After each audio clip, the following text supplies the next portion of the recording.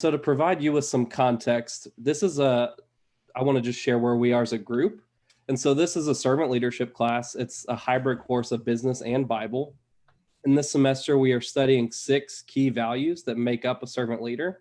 So those, as you can see on the screen, humility, empathy, authenticity, empowering and developing people, providing direction, and stewardship.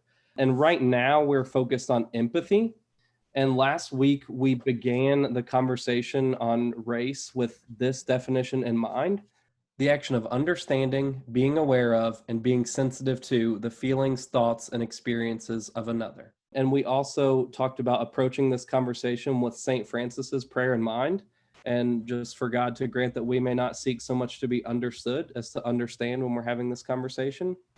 And so a few of the things we discussed, we talked about an empathy deficit that we're experiencing in the United States right now, and we saw various examples of wide disparities in perspectives between Black and white adults of the Black experience. And we talked about education, the workplace, housing, healthcare, and policing. So then we discussed some of the statistics around that, and then watched a video that covered some of the purposeful policies and rhetoric that kind of got us to where we are today. And so last week I had said that I'm certainly not the most qualified person to lead this discussion, not even among our class alone.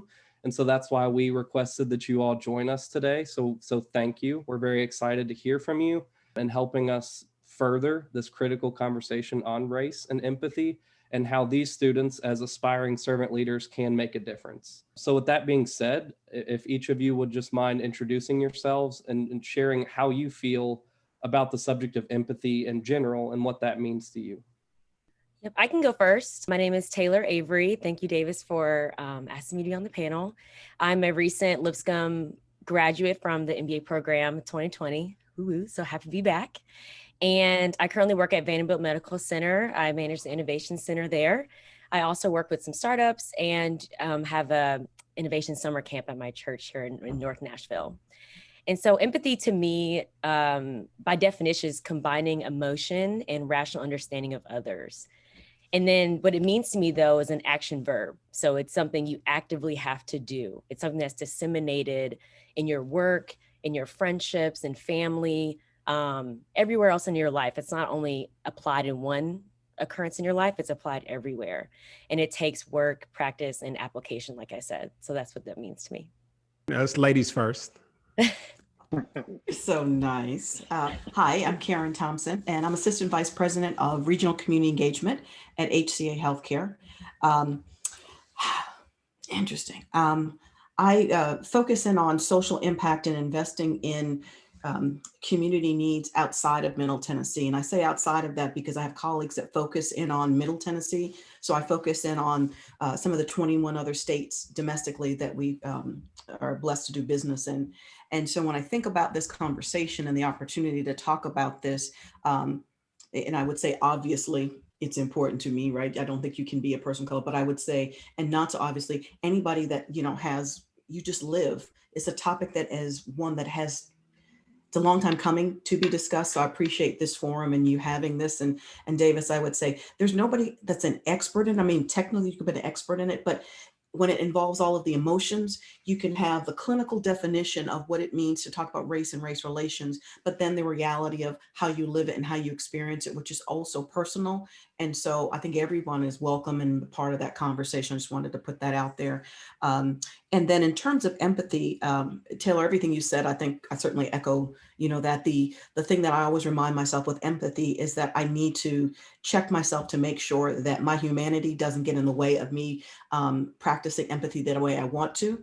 There's one way I think I should. And then when I deal with someone's personality that might trigger some less than finer moments of me, that's when I have to make sure, am I really applying empathy then? And that's the reality of, I think, being empathetic is, we don't always show up in our finest moments. And so truly being empathetic for me is when I can adjust it and still be empathetic when I don't like you.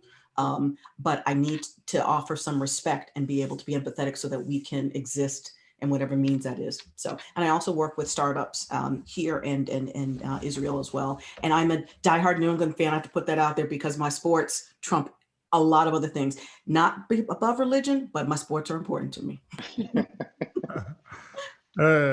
Awesome. Well, my name is Joshua Mundy. I am the CEO and co-founder of Pivot Technology School, which is I would say a full service technology school focused on data analytics, software development, and cybersecurity. Our objective is to get more minorities engaged in technology careers. And empathy is really something that we really focus on is because, we have to empathize what everybody has going on. And everybody is not coming in at the same place, but being, empathetic with people's situations and how we can really navigate people to a successful career is something that we do on a daily basis. But, empathy from a race standpoint, it's an interesting thing. It's very interesting, especially in the place where we are right now. And it creates empathy is empathy and sympathy is two different type of things. And, how do we create empathy and not so much where people just always feeling sorry for you, but it's a thing that I understand where you're coming from and how can I do better? That's the thing that I really like to focus on. So there you go. Am I the last person? Oh, okay.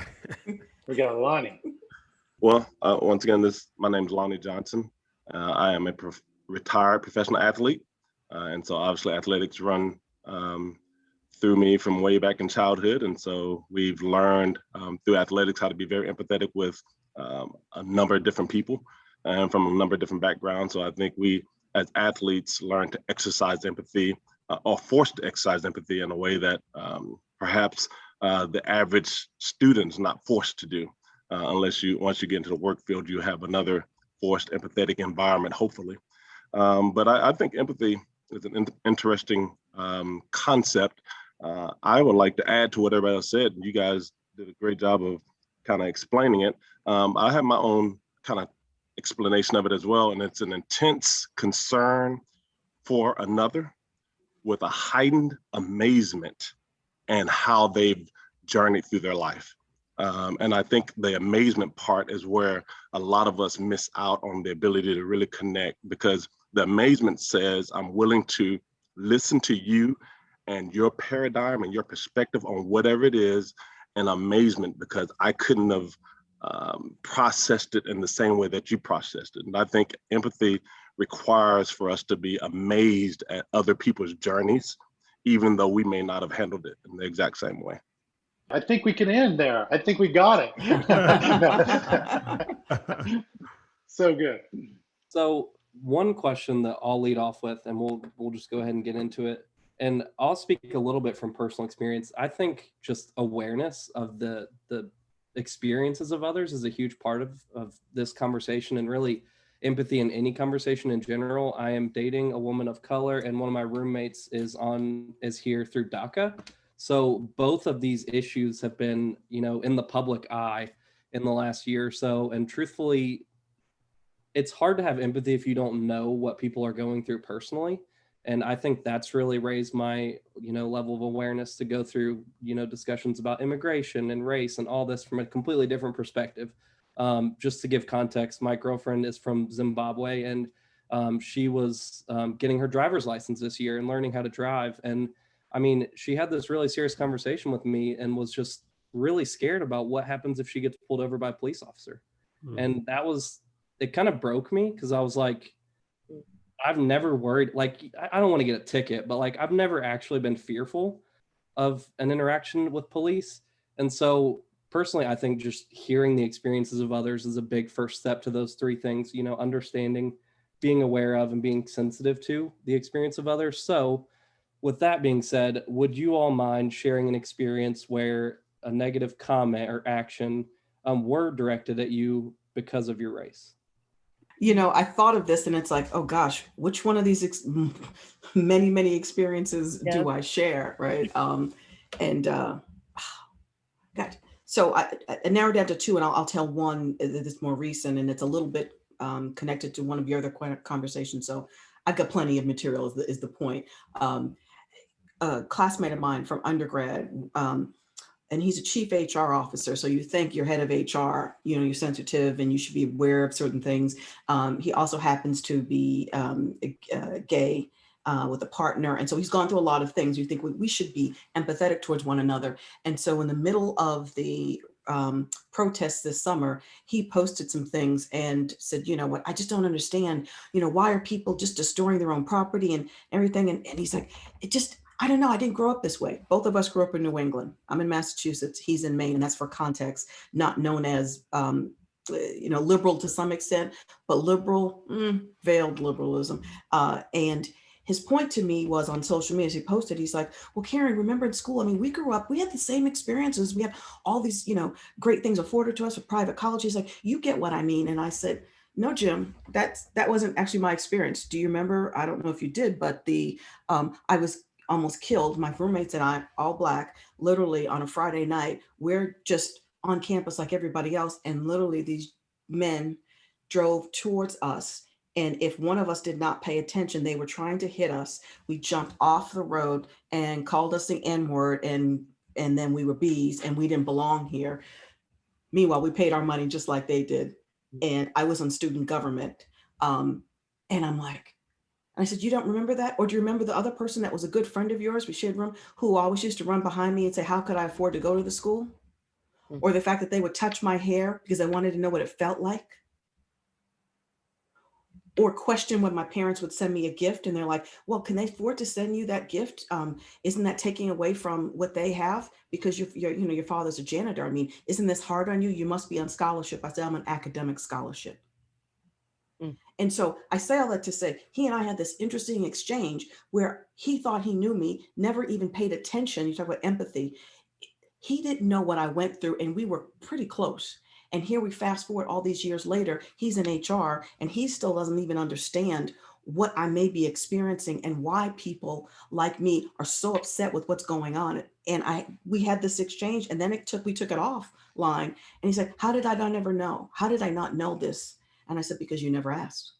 Like you never asked. This was always going on. You never asked the question, and you never dug a little deep, and you never stood up for me when the person said those things that were clearly offensive. She was clearly racist, right? But in the midst of her being racist, there were some good things about her, right? Because again, talking empathy, there's always one thing you can find about someone that we have in common. And so my focus, I come from a family, my great grandfather was an Episcopal minister. And so, you know, hate was nothing we ever practiced. It wasn't like you cannot hate. Hate takes something from your soul, so don't do that. And so what we were taught to do is find the one thing in common that you have for this person and the piece of their humanity that you can connect with. And so I did that, but it still hurt. Like it hurt like hell this summer. And then this person had never got it. And you're like, you don't understand. I'm walking wounded. This happened 25 years ago. It's still like it happened. My roommates and I got on the phone and like, you remember when we almost got killed our freshman year? And so when you say these things, there's a long list, and I'm going to stop in a bit. There's a long list of things. Some go very deep like that hurt. Others are passive, where somebody decides not to serve me in Miami because I'm Black, and they just ignore me until a white person comes in. And then all of a sudden, because they have to, they go to serve me. And this was not that long ago. Yeah, very interesting. I'd like to piggyback on kind of what you said, Karen, in reference to the idea that if we're not careful, we just assume that everyone has a similar experience. And what I liken it to is I grew up in a house with, with four brothers and a sister. And all five of us growing up in the same house. And I liken it to America. We all grew up in the same house per se, called America, but we all walk away from that home raising with a different perspective on how we perceive the raising. Some of us would have looked at, and in my family, some of my brothers would say that, hey, I thought, mom and dad did a great job raising us. I don't think I was abused. Then there'll be others in our family, in that same family, would say, no, getting beat every day for stuff that was not even worthy of getting beat, that's abuse. And so we're all affected and impacted differently from the same home. And when we leave there, we go with those injuries, those wounds, and we try to function in society with those wounds. And so it's the same thing with growing up in America. All of us, even Black people, we have different takeaways from our experience here in America, and so we all don't have a monolithic perspective on it, and we have to realize that there are those who don't take the time to really just inquire of us what it is that we actually, how do you see this, and open-mindedly listen to how you perceive the exact same experience.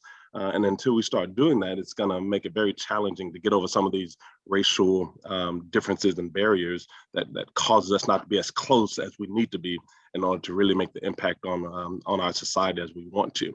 I have a similar example, obviously being a professional athlete, living in the suburbs of Buffalo, New York. There would be people who would always try to typecast and categorize me and would always inquire because I'm a young man driving a nice vehicle and living in the suburbs of Buffalo. The white people in the community will always ask me, what do you do for a living? And my assumption is, well, I'm 6'3", 250 pounds. I'm assuming they're asking because they want to know if I play football so they can go on to the next portion of the conversation.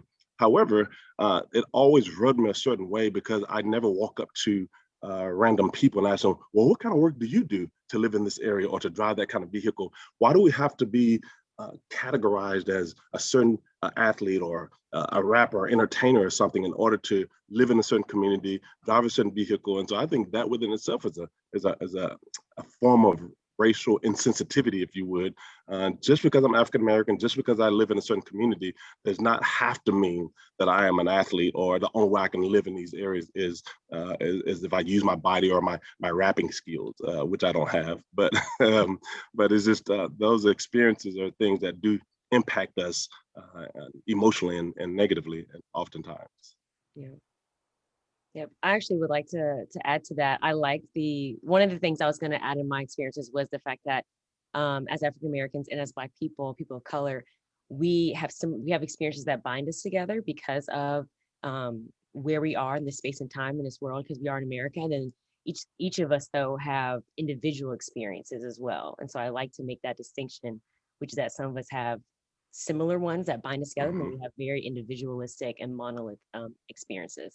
I too went to school like Karen, and in the North, I went to Miami University of Ohio in the middle of a cornfield. It was fun. And I had I had very similar ones. I had people touch my hair all the time, very passive aggressive comments. Why would you wear your hair in braids? What is that? Just like, I was also a tour guide. So I had random families. So I'm supposed to be showing off this school. Essentially, that's my job, is to show off the school and say, this is a great place. And then they would be like, so what's it like for you though? And so these like one-off kind of conversations that that in times come, I understand where it's coming from. I think what's important is tone and intention. So obviously people can pick up on intention. And one thing I like to add, because I'm a data person, I got my degree in psychology. I did a research in undergrad it was a undergraduate student who's researching how African Americans versus other groups can actually read facial expressions better, because over time we use them as survival techniques. So in other spaces in America, in other times, obviously we needed to read facial expressions. Is someone acting this way towards me because they don't like me because of my color of my skin? Even if you're a woman, it's because I'm a woman. But they put a lot of different facial expressions in front of African Americans versus other groups, mainly Caucasian and Asian, because I was a group style at Miami University. And African Americans were 96.4 times more likely to read facial expressions better, and then their responses were because they're survival techniques. I have a specific example I wanted to bring up later in the other questions, but I want to say, like Karen, when I saw this question, like, okay, which one do I want to choose? Because there's so many, but yeah, I'm trying to think if I even picked a good one. But I have another one I want to bring up later too. So I'll hand over to Josh. Well, it's just, sometimes being Black is exhausting. It's just tiring. Like, I can't wear this because if I wear this hoodie at night, then they're thinking I'm going to do this. Or if I get on the elevator with a white lady, she thinks I'm going to rob her. She has to clench her purse. Or like, it could be so exhausting, because I think television has I don't know if it's television, I don't know what it is, that has created an image of what Black people are, or they typecast, and they may see one Black person like that and they assume that every Black person is like that, or they see one Black person with gold teeth and they believe everybody has to have gold teeth, or everybody is this way, which all, like in all communities, there are different segments of people. You have trailer trash, and you have, what I'm saying? Like, everybody has those levels of people within their community, So it's like, we have to really stop putting Black people within a box of that we're uneducated, or we can't do this, or we can't do that. No, we're able to run successful organizations, companies. We can go in and transform anything we put our hands on. From a like a particular incident where it was blatant, like it was like blatant, this is racist. So Bar Louie in the Gulch. So Bar Louie in the Gulch, when they first opened up, they would have this huge, big old sign on the front door that says, hey, no white t-shirts, no baggy shorts, no, like all these things, that no baseball caps, no jerseys, no, it was just like pretty much, you might as well just say no Black people, pretty much. But they had this on their front door. So it was a particular time in the summertime. It was probably around 2011.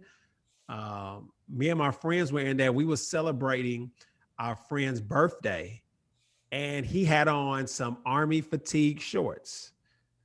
And so we was already in there ordering food and drinks.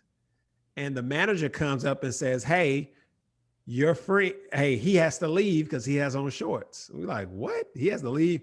Yeah, we don't accept those type of shorts.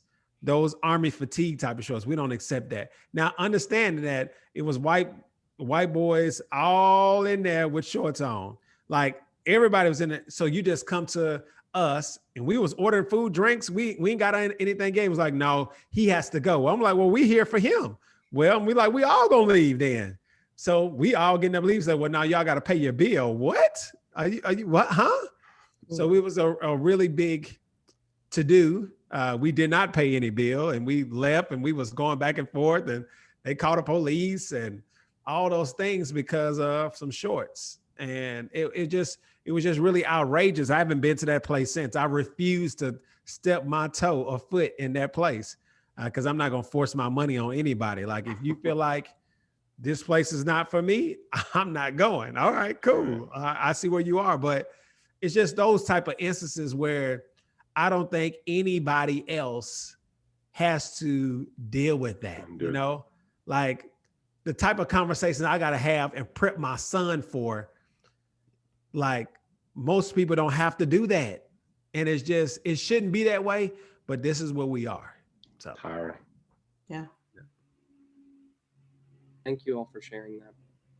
So next we're going to talk a little bit about institutional racism. And I think that's a phrase that many of us have heard a lot of, but maybe don't have a great understanding of what it really means. So can you share your understanding of your perspective of institutional racism, and then any times you have experienced that? So this is where I'll add in my specific example that I said I'll save for later. One, I see institutional racism as the interlocking of organizations of larger domains, and they affect your individual life, but it's healthcare, it's education, it's criminal justice that are larger systems that affect you on an individualistic level. And that's one way to think about it. So it's not a single school, but it's the school board or school district ruling that affects your life. And so one specific example, which I think is interesting to juxtapose against other, I grew up half in Tennessee, outside Tennessee, Goodlettsville/Brentwood, and then grew up in Cincinnati and did high school and college there. But I did elementary, middle school here in Tennessee. I went to Millersville Elementary, and there is when a young boy decided to call me the N-word. We were sitting down for an assembly, and he was like, we were all filing in, you know, I'm an A, my last name is A, so I'm first. And I believe his was 2, or no, he was at the other class. So, you know, I'm first, and then I have to sit next to him. And he looked at me up and down, was like, looked at his teacher and said, I'm not sitting next to that N-word. This is elementary. These are kids that are not even 10. So no child is also born. I also want you to note that no child is born knowing that language and knowing how to also apply that language in certain situations. My mother, of course, I didn't even know what it was. I went home and said, what is that? And because those are so early, those conversations aren't even had yet, to what Josh is speaking to, having those specific conversations with your children, because there are other children who are conditioned to look at your children a certain way. So my mom then, of course, stormed to school and said, you know, where did you hear that? Got the information from me, went to the school, and to the faculty, and they said, well, you know, we can't do anything about it. It's just the people in the area, you know, it's just the family. We're not doing anything about it. She took my butt out that school so fast. And I was going to a different school. We also moved to Burnwood shortly after, or something like that. But that's one instance where the school, as well as just ruling of a faculty, can make a decision that affects you on an individual level that says, hey, this doesn't matter to us. And so because we allow this behavior, it's going to be allowed forever. A similar situation had to my brother in 7th grade. That was in elementary school then, probably like 2nd grade. My brother in 7th grade, so years later, had a girl called him in class a burnt piece of chocolate. Like, she was like, you are a burnt piece of chocolate, with obviously a negative tone. He got angry, and it was this whole back and forth between him and the girl. Faculty members there were people of color. They were just mixed. It was a very diverse faculty and staff of the school and administration. She got suspended from school because they're now moving forward. There's a zero tolerance policy for using divisive and that type of language towards someone else on the basis of just their race, that there's zero tolerance. So she was suspended ultimately and had to apologize, and they had to go through and have this conversation. But that is 2 situations where on a systemic level, there's a difference in how that affects individuals. And that's literally within one household as well. So, yeah. Yeah. So again, with all of these examples, and at this point, I thought, you know, institutional, and I love, you know, Taylor's example there in terms of the definition. So I'll leave others to talk about the definition. I will say I've worked in industries where it has been, it's almost part of the culture. You know, I mean, it's so second nature that to say it's institutionalized, you know, people say, what are you talking about, Karen? You're here. And so I've been in financial services, worked on Wall Street and consulting, and in large banks, and in healthcare. And I want to give you an example of both, and both are fairly more recent. When I was in healthcare, and I was working not at HCA, but another company, and I was chief of staff for the incoming CEO. And it was in Massachusetts. Massachusetts, again, is not known. It is better now, but it's not known to be all that welcoming in some cases for people of color and in leadership roles. And this CEO was going to be the second African-American CEO in the city that we knew of in Boston that was there. And it was a big deal. And I was asked to be his chief of staff by the chairman of the company, who was white. And I say that just all in context because people said, oh, well, you know, it's because she's Black, and they wanted a Black to help a Black. Again, talk about, we could all be the same color, but be very different. We were the same color, but our experiences were very, very different. He did not necessarily identify with his, the hue of his skin. And so he looked at everything with people are going to open their arms and welcome him because the chairman of the company opened the doors for him to the city. And so he was so upset. He couldn't understand why the country club, an elite part of Boston, kept delaying his application to join the country club. And I'm sitting here, I said, do I have to have this conversation with this Black man? And I'm like, you know, do you not? And his wife was Jewish, and she's like, I can't, you need to call them. He had his AA call and say, why is this meeting keep getting deferred? And I finally sat down with him. I said, listen, do you understand, even though the doors were open to you, they're not open to you. Okay, so technically, yes, we welcome you in, you're CEO, you're being groomed to take over for the chairman. However, just because that symbolic gesture was made does not mean that everybody else in the city is going to go along with it. And he looked at me like I had two heads. I said, we're going to have just an honest conversation right now. And whatever this means to my job, it means to my job. But you need to understand this is institutional racism as its finest. You are not going to have a meeting with the country club about your application. Why? Because you have not played nice with them. You just expect, like the white man beside you, that they're going to open the door. They are not going to open the door. And they are using a passive aggressive form of letting you know you are going to have to play nice to them. You're going to have to go to the dinners. You're going to have to go and have coffee. You have to go to the sports games, everything you don't want to do, because in your intellectual mind, you went to MIT and that your pedigree should speak for itself. I should just have my meeting and I should be elected. And I'm like, and that's never going to happen. And he ignored me, and we let another 30, 60 days go with 2 more cancellations of the said meeting for his, that was only, it was always going to happen, right? And it's like, it's not going to happen until you go to the Red Sox game with them in the box, and then you go to their house for dinner. And I said, do those 2 things, you play nice, and then your application will go through. And he did. And he's like, and I said, but you should know better. You should know better. Okay. You just because the white man and he said it's okay, like you're knighted, you're the next one. You are not. And they were letting him know, no, you're not. And that is institutional racism at its finest. Well, I majored in criminology. And so in majoring in criminology, I wanted to definitely come out and do something that I thought could help my community. And one of the things I considered was getting into the different programs. And I graduated in 93. And youth programs were big private industries that were going to make tons of money, youth diversion programs.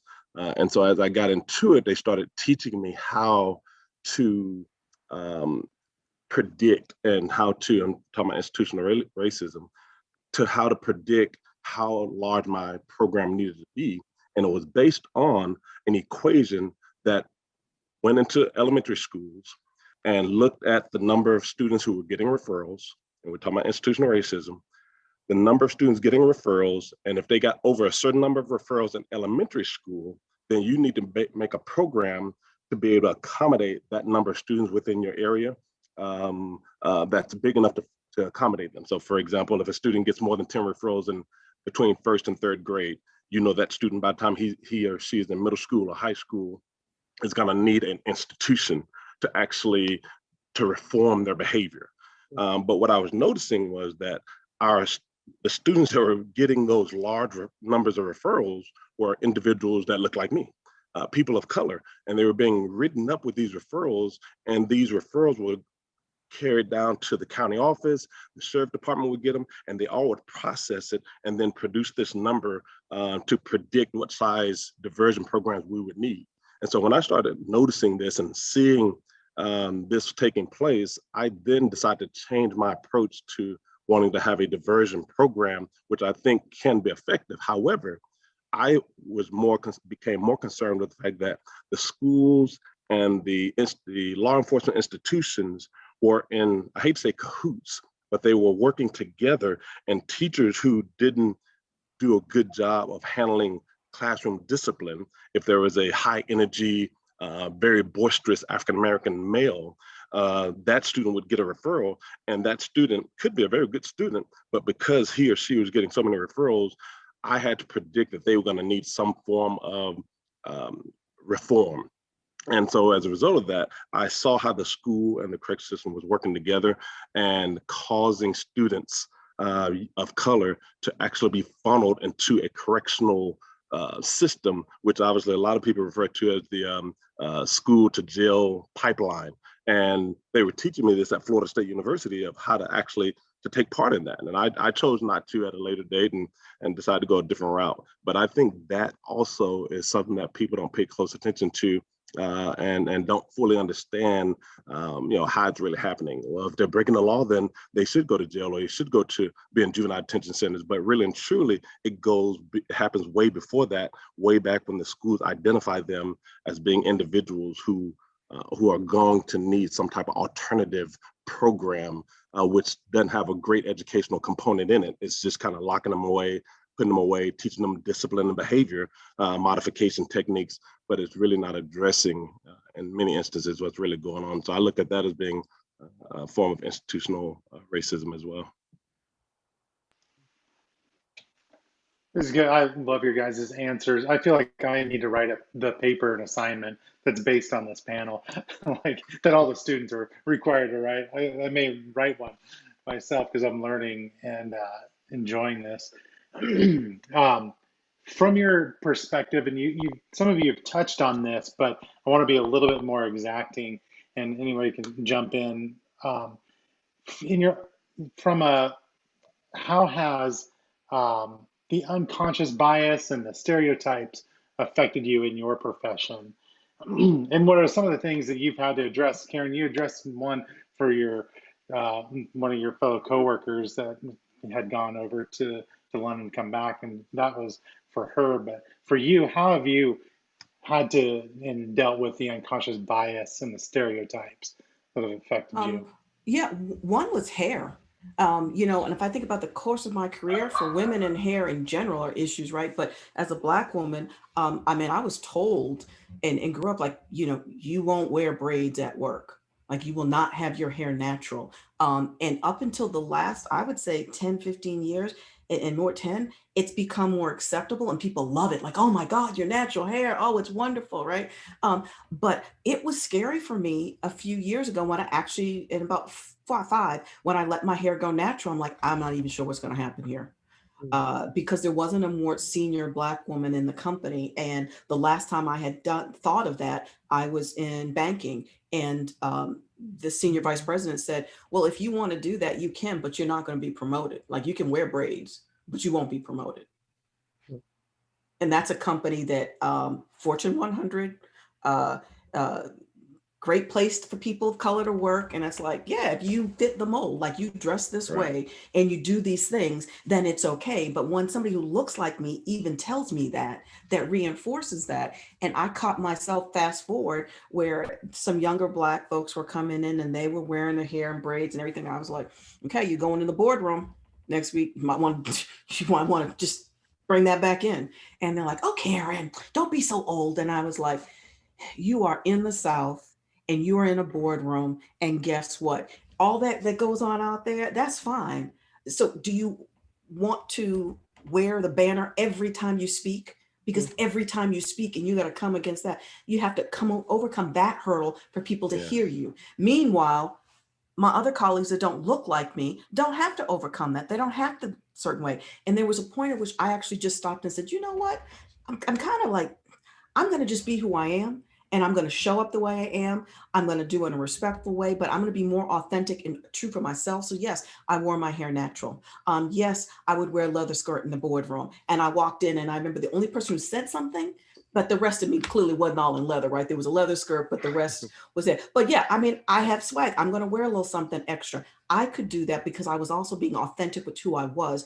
And when you understand your brand and you understand the environment, you find an organization that works well for you. I left organizations on Wall Street where it's like, that's not my thing. Like the way I'm going to show up is not going to be received well. However, there are other parts I go into and I'm perfectly fine, Karen and all but it's because I'm authentically showing up. I'm not trying to prove a point. This is who I am. Right. Yeah, my hair is natural straight and it's natural curly another day. And I may wear braids next month, and execs will joke and like, I wasn't sure who was showing up with your hair. And I was like, well, no matter what, I'm still going to be good and you're still going to like me. You make a joke about it, right? And it puts them at ease, but that's my personality. And so when I reconciled that, I noticed a change in people I was interacting with, but it was in me. And I did need to check myself and apologize to some of my younger colleagues because I wasn't being fair to them to let them show up authentically. But again, generation I came up with was very different. Like, that just wasn't. And so that's what I think is we're all in this workforce. People need to understand there are multiple generations actively at work. And we all came, as others said, we all came from very different experiences. And all of that is showing up at the same time. So just because I'm not as, where you are, doesn't mean that I can't get there, but you got to meet me where I am and give us grace for our journeys. Yeah, I believe that wholeheartedly. And that I really believe that if I cannot show up as myself, I'd rather not be there. If I can't be Josh, then it's really not, we can't do business, and really that's how I go in the door. So I'm an African-American male going into a white dominated space in technology. and I'm going to these corporations and organizations fighting for opportunity for minorities. And so I have to fight, whether it be, no, don't lowball my people, just because, they're African-American people, their junior level in your organization is $65,000. So they shouldn't come back and tell me that they got a salary of $45,000. No, we're not going to do that. We're not going to put those parameters or things in place because of who we are. So, I have really seen that, it's been a challenge. Some people are open to this fact to say, oh, we love what you're doing. But, that but word is been a huge thing where it's like, but they're this, or but they can't do that, or but we don't have the infrastructure to do this, but they want diversity. So it's just really like, do you really want it? Like, because it's like you're saying it as optics, but you're not really willing to put the infrastructure in there to really onboard diverse talent, to really grow your own talent. They don't want to do that. So they'll always have that problem. So it's really been it's been a great journey in regards to technology. We've experienced, I wouldn't say racism, but it's just, hey, we just don't want it at the end of the day. And you just have to respect it. But I just believe in being Josh. So if I can't be Josh, then really I can't work with you. That's just really how I move, because it's already exhausting being who I am. But then I gotta switch it up. I gotta go, can't wear jeans because they gonna think if I wear jeans, if I wear Jordans, then it's gonna be this thought. Man, it's just too much. So hey, if you can't accept me in a hoodie and some Jordans, sorry. I'm still gonna be talented. People that needs to be attracted to me is gonna be attracted to me, and it's all good. It's no love lost, but just know that we're talented as well. We have the expertise, and we can do the job just as like anybody else. So just respect that, and then we're good. That was a perfect moment for you to plug your podcast, by the way. I'm Josh, I'm Josh Mundy. saying, yeah.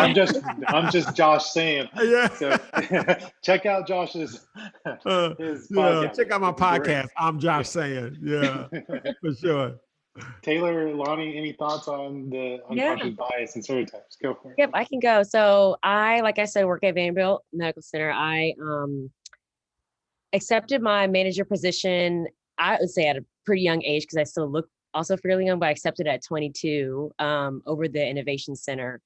And fortunately, my immediate supervisor is also a Black woman, and she knew, and she said coming in, she knew what she was doing. She's wanting to add diversity, inclusion, and it be intentional into the strategy space, as strategy and innovation in healthcare. Vanderbilt is historically pretty white, very homogeneous is the term, population, but it's pretty white. And so she wanted to do that. So what came with that though, was she prepped me, which was beautiful. But she said, you're going to get pushback, period. And it's either going to, and it's going to be, it could be for your age, you're female, and you're Black. And so there are, at Vanderbilt, it's a medical space, and the Innovation Center is a place for physicians, researchers, and faculty to use it for ideation, collaboration. And so I am telling physicians, no. I am telling older white men, no, you cannot. And so I've had them walk literally like in my desk. So say you are in my office, which I have, and they would walk around to look at my computer. And I'm like, are you sure?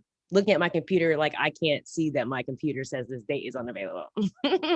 And so I started putting a calendar Post-its. It's like, well, do you see a Post-it on that date? Well, that means that's not available. Just to be even more transparent. So you need to have to walk around my desk like at all. I had people walk in and say, can I speak to the manager in here? And I was like, yep, that's me. And then there's that 2-second pause, which I'm not sure if you guys talked about microaggressions or micro emotions, but that 2-second pause of a look up and down. Okay, yeah, so this is what I need. That is felt, that is recognized, that is part of my daily interactions. I've had women literally talking about getting a space for the CEO of the medical center and designing the event for them. And they're in mid-conversation start touching my hair. Like, how do we even get to, we're talking about, we're in a business setting. Why are you touching my hair? Like, that's so weird. And she's like, oh, sorry, I didn't know. And I was like, well, I didn't touch your hair. So why you touch my hair? Like, so just asking. So to Karen's point too, I'm a very because these microaggressions and unconscious bias stereotypes come into play pretty frequently in my daily life, not as much because I'm not physically in the center because of COVID, but definitely when I was there, we served the entire medical center enterprise, which is over 25,000 associates. I'm interacting with them, and they're, one, not even knowing the center exists, two, then not knowing that it's managed by this little black lady or whatever. I say little only because my stature is small, but they are then just surprised. And to Karen's point, I end up getting a confrontational / educational response. Like to her too, I'm like, I laugh it off and like, well, like I said to her, I didn't touch your hair. And she's like, oh yeah, you're right. So it doesn't always have to be so overtly confrontational, though in times it does need to be. So don't get me wrong. But sometimes even that 1 second pause gives someone else pause to think, okay, yeah, that's right. I did make this a little awkward. Let me address that and we can keep pushing. But I do have a lot of unconscious bias. And it's more so people asking, because I recognize I'm in a position that they, one, are surprised exists, and then two, surprised that I'm in. So they're like, well, what did you do to get here? Who let you in? Who let you in here? All these type of questions. So I recognize that, yes, healthcare innovation is exciting and like you're surprised it even exists in the first place. But then it gets to a point where like, so how did you specifically get here? And that is, I think, well, I know some unconscious bias getting there because you don't have and don't see a level of representation in a lot of different spaces. So when you come across me, I am the first of this that you're seeing. And so you are curious, you are asking questions, and it can come off as a curiosity, but a lot of times it comes off as a, yeah, I don't like it. I would rather see someone else here type of thing. And to that I say, oh, well, because I'm here and people love this space. I also draw really well. People love that. I offer amazing services and it enriches a lot of people experiences, and diversity and representation is so important. So even with that pushback, I'm like, oh, well, because it makes the world a more fun and better place. But yeah, I do have a lot of unconscious bias and stereotypes on a daily basis. Wow. There's a lot to take in for me. Hey, Aaron, can I say one thing? Yeah, yes, please. And I think it's also different domestically than it is overseas. Mm-hmm. And so I say everybody nodding. And so when I'm here, I face certain things. And I wasn't even sure when I went to speak in Israel a couple of years ago, and I'd spent time in Europe and I'd worked in the UK. But my experience overseas, different. They see me as an American first. Yeah. And so it was a little different. It was like American. Oh, but then Black Africans were treated differently. And so they faced what I would have faced here. Right. And so as you have these conversations, keep in mind, it's not just an American thing, but when you put a global lens to it, we show up very differently. And yes, you can be in places where, they receive you well and it's just wonderful, to other places where they've never seen anyone like you, or they have, it's been an athlete or a rapper, they come in certain lens, right? And so you're looked at differently. And then again, being a woman as well. So there's the sexism on top of that. And so I just want to make sure as we talk about there are things that as a Black woman, that we may get received a certain way. And I've always had white men have been great mentors to me. But if I talk to my Black male colleagues, it's like, nah, that experience wasn't even the same for me. And I get it. I get the difference. They're seen as aggressive, and we're seen as, okay, if you make somebody laugh, it makes it easier for them to receive you. And as a Black male colleague, you said, but you're not a threat, Karen, because you're a woman. You're Black, but you're a woman. You're not a threat. I can't have that same conversation with him that way because I'm a Black man. And I would say, it's true, because white women had been good with me up until a point till we get to be peers. And then it's uncomfortable for them. Even the most liberal. It's like, oh, wait a minute now. I mean, to the point where they've actually undermined me, went behind my back, tried to set me up, and then sat in my face and act like nothing happened. I'm like, oh, we're going to do this? Oh, we're going to do this. Okay. Yeah, we're going to, let's do all of that then. Let's do all of that. And then I will call you out and same thing. I'm sorry, I thought there was a problem. Last night at 10 o'clock, there was a problem. That's why we had this meeting today. So now it's not a problem. I just want to clarify, something changed from 10 to 9 a.m., right? Because I can play that as well. Right. And you do, and you have the, oh yeah, we didn't ever get a chance to call you. I said, oh, I'm sorry, my cell number didn't change. So maybe next time, let's make sure we do, touch base before this, because we had the CEO, the chairman, we had several people around the table for something that was an issue that they wanted me to bring up, only to make me look stupid. Mm. Right. So that's not even micro. That's just like straight up aggressive. Like you trying to, and then I have to have a conversation, walk down the hallway with the chairman who's like, you said this was an issue. That's why I said, no. And let me be real clear about what the issue is. So now we're having the honest conversation. I'm going to keep having an honest conversation about what did just happen in that room. And I wanted him to be very clear about what happened. And he said, all right, I get it. I get it. I said, yeah, that's not the case. I said, but it won't happen again. I'll tell you that much. I will not be used by that person for that thing, but I need you to know what just happened. And I think that's the other part of how do you make, you've got to make sure that we are calling it out, and there's a way you do it so that, yeah, you got to make people feel comfortable so we can actually focus on the issue and not on the people. Because I care less about Sarah did it. I care that she did it and she felt comfortable in doing it. I don't want it to happen again, whether it's Sarah, Steve, or whomever. That can't happen again. That's right. That's good. I want to respect you guys' time. If you could stay for 5 more minutes, I would love it. 5 or 6 minutes. I have one more question. You good? We can go till 6 o'clock at this point. I want to keep going. The students might leave, but we will be still here. Yeah. Aaron, Yeah. for these extra 5 minutes, where do I send my invoice for these extra 5 minutes? That would be, send it to me. I got you covered. Man, I'm afraid of your hourly rate though, and how that's going to prorate, man. Yeah, it just went up. It just went up. You know that, right? Yeah. Double time. There's a lot of us in the class that are not in positions of leadership but want to make an impact. So just from your perspective, how can one advocate for racial equality or equity, even if they're not in a position of leadership, from your perspective? Something actionable, what can we start doing? Just do the work within. It starts, yes, I think,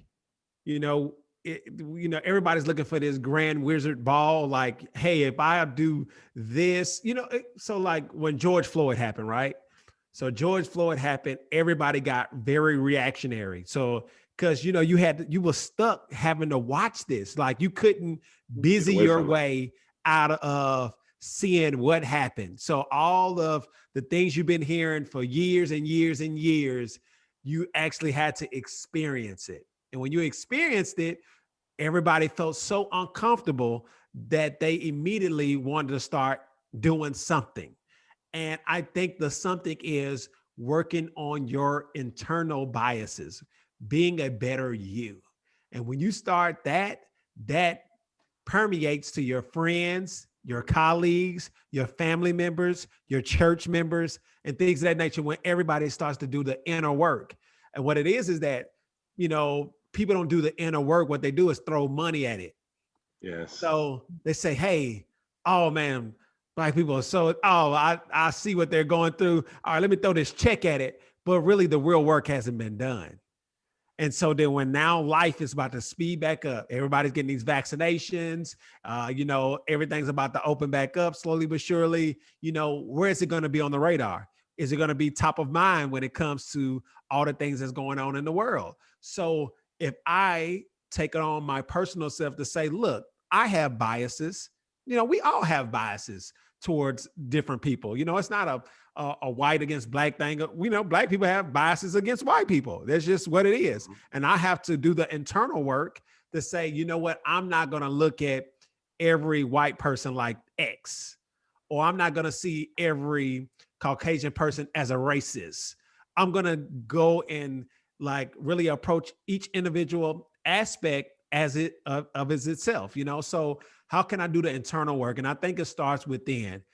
It's viewing what kind of biases I have, and then how can I really change those biases? How can I start talking to an African-American person to really address the biases that you may have to get a greater understanding? Because it may not just be that you need an understanding.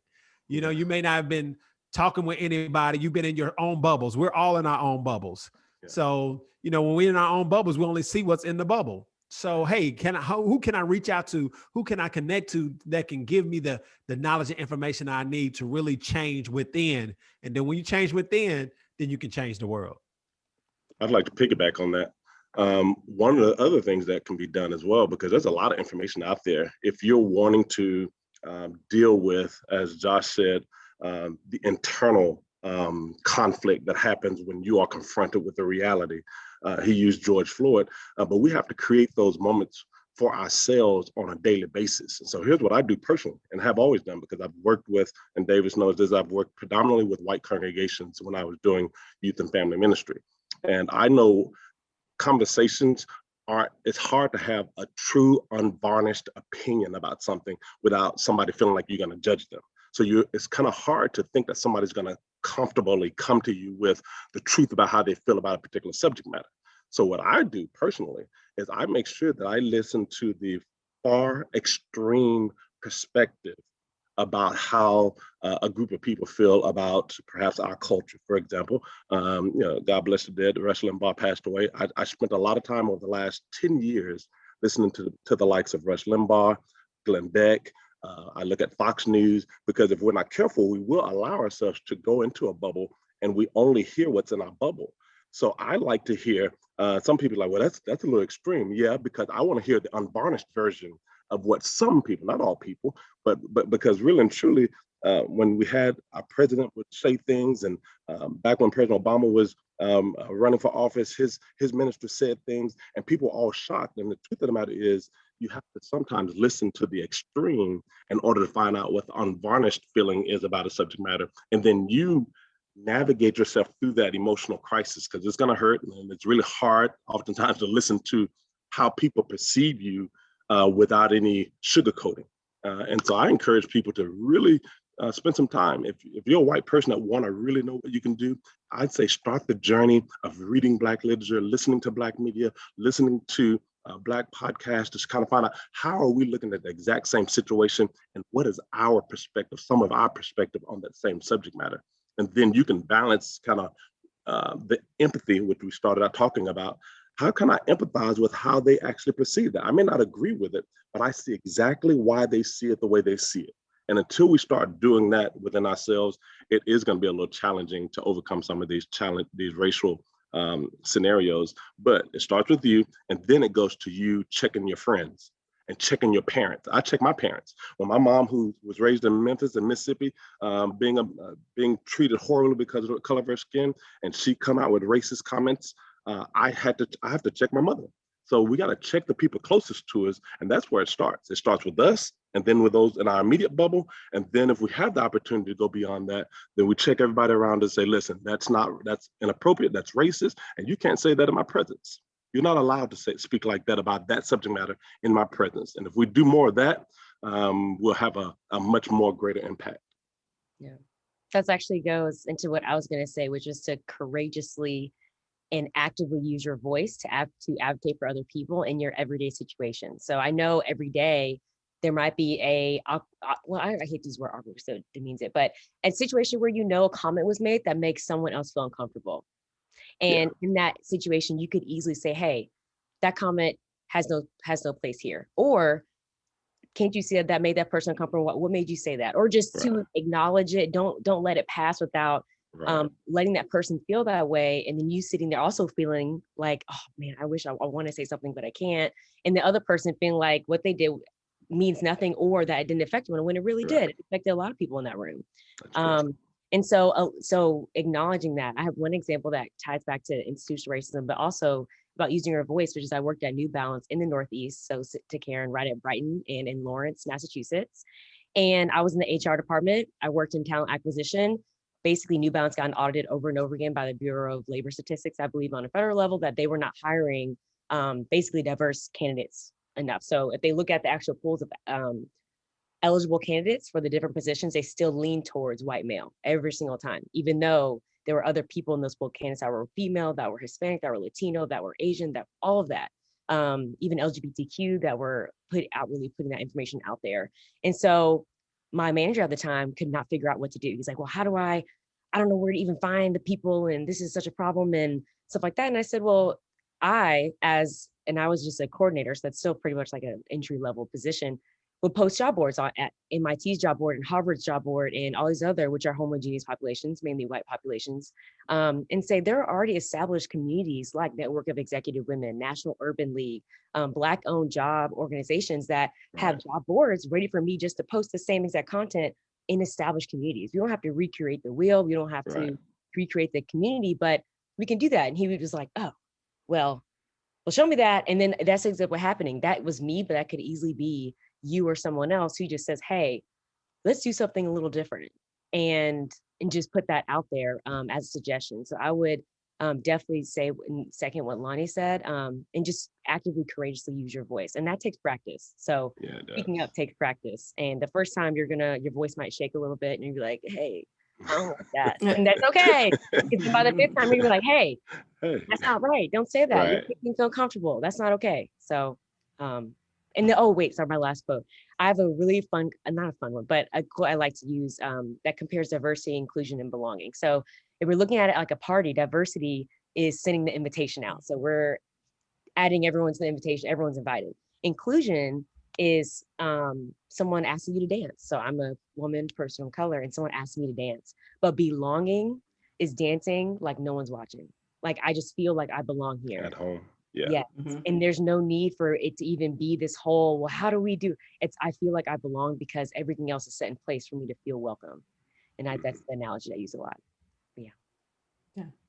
And echo that. And I'll give one other small thing, easy to say, because all of it what was said, I think I agree with totally. And even though it's virtual now, you know what?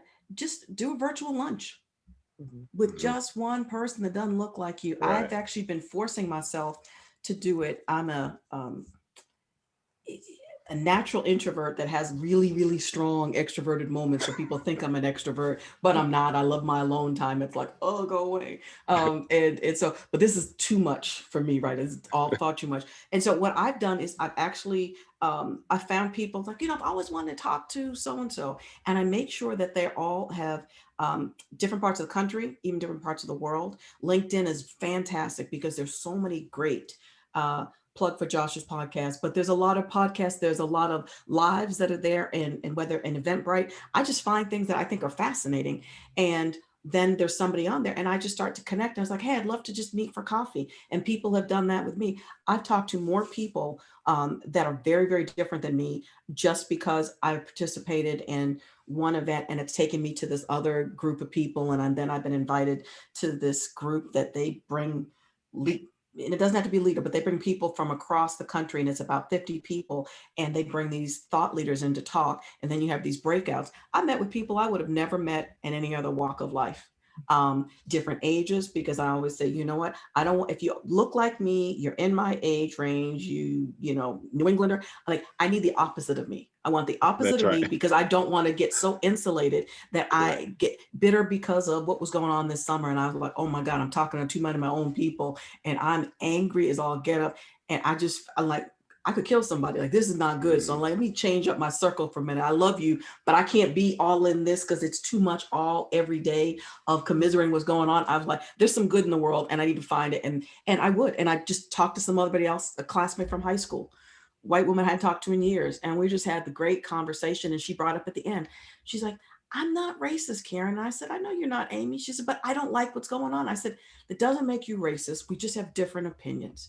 And we had honest conversation. I listened to her and I said, well, let me just tell you this. I still love you.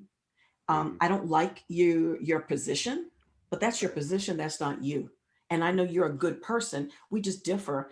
But you know what? We don't even need to talk about that. I just need to be open for us to still talk about whatever. There's a whole lot of other topics besides this.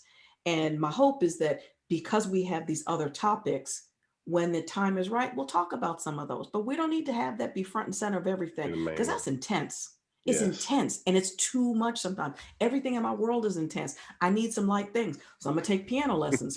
I'm like, okay, I want to play, Beethoven and Bach again. I was like, oh my God, you? I was like, yes, I am that dimensional. I mean, I have all these layers. And I think what you remember, we all have layers. Find the other layers that just work for you and just play with that. And just try and have some fun and find something you can like about the person, have some humor, because humor, to me, it's the way that starts to bring down your defenses. And then you can get in something else, but don't come in hot and heavy talking about things. I'm like, whoa, whoa, whoa. We just are just a lot. There's a lot. Just bring it down. Find something, have a drink virtually, have some food, any other way, and then find your way. Yeah, Man. that is great because we have more in common than you think. All Yeah. right. Mm-hmm. And that's the thing about it. It's like when I have conversations with people, I was on a panel actually recently, probably about a month, probably 2 months ago. And a guy, he was big corporate executive. He was like, well, we start hiring a lot of diversity. I can't have conversations about my ski trip. And I said, what? You can't have a conversation about your ski? I want to know about skiing. You know what I mean? Like, I want to ski, you can tell me about it, that it ain't gonna make me feel bad because you went on a ski trip with your family. Right. Like we have more in common. Like, like let's not keep having these woe is me conversations. It's really not about that. We can have a great conversation on a golf course. I want to get to know your family, what you're doing, Right. my family, and then we build a friendship relationship. And then we figure out ways to address the craziness that's going on, but we ain't finna, like Karen said, don't come in with that. Just come in to want to get to know me. How can we build a relationship? How can we network? Who do you know? Who do I know? And then really just build a relationship. And then once we do that, then we can say, oh man, Donald Trump crazy, bro. What you think about how you doing? You know what I'm saying? Right. Yeah, man, that's all, Start but it's a way to have those type of conversations where it's not so intense and we want to come to blows because we're having these conversations and we disagree. We can successfully agree to disagree on a lot of different things, but we can still really come together and be just good as friends, have great relationships, be able to help each other in so many different ways. So, it's several ways to skin a cat. We don't have to really go anywhere. We're just talking about the issues. What do you think about race? And I'd like to add to that, just like I said in the beginning, to my empathy. We got to be amazed at other people's journey in life. So when you talk about the ski trip, I'm amazed that, you go and put on all that clothes and ski down the side of a mountain. That I can respect that, I can appreciate that, I can be amazed at that. And then I can also say, shoot, I might try that. So it's exactly. So when we get to the point where I maybe jumping out of an airplane, you just say, you know what? I can see why you would enjoy that, but I can respectfully say that's not something I'm gonna do. So we can disagree, but I can be amazed at your courage or your willingness or your perspective or paradigm, if you would, on particular subject matters without me actually agreeing with your paradigm. But I can be like, man, I see exactly how you drew that conclusion and why you think like that. It's jacked up, but I see why you think like that. And I respect that. We can move forward. Thank you so much. Our class goes till 5:15, so if you guys want to stick around for a little bit, we're more than happy to have you, but we do want to value your time. Y'all have provided us a really good segue into next week because we're talking about empathy in regards to social media. So back to what Taylor was saying about using your voice, Coach Johnson, you talked about kind of diversifying your, content consumption. And I think that's a key point too. We want to avoid being in an echo chamber, regardless of where it may be. I think that really limits your effectiveness as a leader. If you limit your intaking from a content and from a media perspective. So that's the direction we're going in next week. Just as a closing thought, do you guys want to share? You've shared some very practical tips, and thank you so much for your time and for your wisdom in this area. But is there, what gives you hope that we as a society can overcome racism and racial inequity in this country and in the world? As Karen had mentioned, it's not just here. I think conversations like this, honestly, and it's just people's willingness to say, we just want to talk. I don't know, I have to have the answers. I just want to talk to try and understand. And I, and when I saw the question, I thought, well, I think it's always going to be there in some form or fashion, because I think it's just human nature. People always have to feel like there's somebody. It may not be me today. It could be somebody else, and so I to make sure, I don't ever want to be on that side where I say, oh, it's all fine, and be blinded to the fact that it's not good for some other group. And so I think it's just that willingness and using your faith to say, is my faith always showing me, allowing me to show up in a way that I feel like I'm honoring who I am at my core, and know that give yourself grace for when you fall short, because you will, and it'll surprise you. I'm like, oh my God, but just grace for just trying. I think what gives me hope is that this young generation of these millennials are more open, that they're really leading the charge for equitable um, society or equitable United States. You know, they really want to see togetherness, and they're really leading the charge on that. So really, you know, where our kids or my son is growing up into an environment where, you know, their parents are more receptive, and you know, I think it's just the energy is shifting. I really feel like, you know, as far as America is concerned, it's always been inherently racist. It was built on the backs of slaves. I mean, so you have all those layers, but I really feel that there's a shift taking place. Donald Trump just put gasoline on the fire that was just almost going out, but he just threw a whole bunch of gasoline on it to really light this whole thing and these conversations. But I think we're getting to a point where people see it. And now that you see it, it's up to you to really, you know, stand up and do something about it. Because it can't go anywhere. And I think the timing of everything is just so strategic from a COVID standpoint, and people having to really sit down with their own thoughts and their own biases and all these things that are going on in the universe. I think is requiring us to have the difficult conversations to really move the ball forward. So I really feel we are in a great position. I'm hopeful with the young leadership, and then us having these type of conversations. It starts the role of healing, because there's healing that needs to really take place, where, you know, the United States need to right wrongs and things of that nature. But, you know, I think we're getting to a great and amazing place.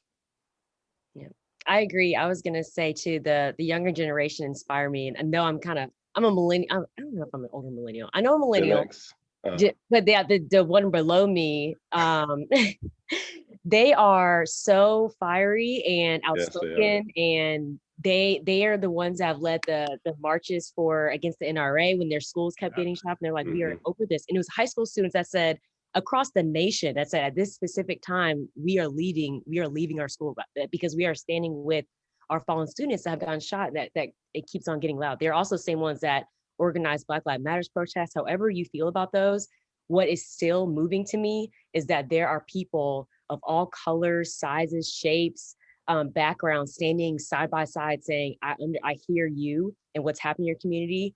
And I'm standing with you saying that we're walking together. We are moving towards a more equitable future, and let's do it together. I may not know exactly what you experience, but I'm here to understand and listen and to get to the future that I also envision too. And so that gives me a lot of hope is seeing that. But we still have a lot of work to do. I'm not going to say that we don't. We do have a lot of work to do, but it gives me hope that conversations are being had, even that we're sitting down in our thoughts and we're getting more comfortable being uncomfortable. So we're getting more comfortable saying things that, you know, we're not sure if it's right, but saying, hey, I'm not sure if it's right, but just let me know, and being comfortable learning. And it is an uncomfortable space to be in, to not know and speak on something you don't necessarily know, but be open to learning and to passing on that message, and then actively advocating for others. So I think that that definitely gives me hope on a global scale for people of color and for our future. Yeah, same here. I'm very hopeful and optimistic. I don't think it'd ever be eradicated, so I don't know if that's a pessimistic view, but I think what we need to create is an environment where those who aspire to poison our society with racist rhetoric and thoughts on both sides, on both extremes, are not comfortable doing it publicly. Let's create an environment where, and I think this generation coming up is going to create an environment where it's not going to be acceptable for you, just because I look like you, to spew out racist comments. I'm gonna put you in your place and say, listen, that's not where we're headed. That's not what I want to be a part of. And we can't be friends if that's how you're going to continue to go. Now they'll go back into their corners of the world, and they will continue to feed each other and have their little bonfires if that's what they do. And they'll talk about all the how America has changed. But when it's all said and done, we got to make sure that when they come out and then when they're among us, that they are uncomfortable speaking that foolishness in our presence, and that they know that they need to keep it under wraps. And there's not a very broadly accepted dialogue, hating and not liking or disliking someone because of their culture, their race, or their sexual preference.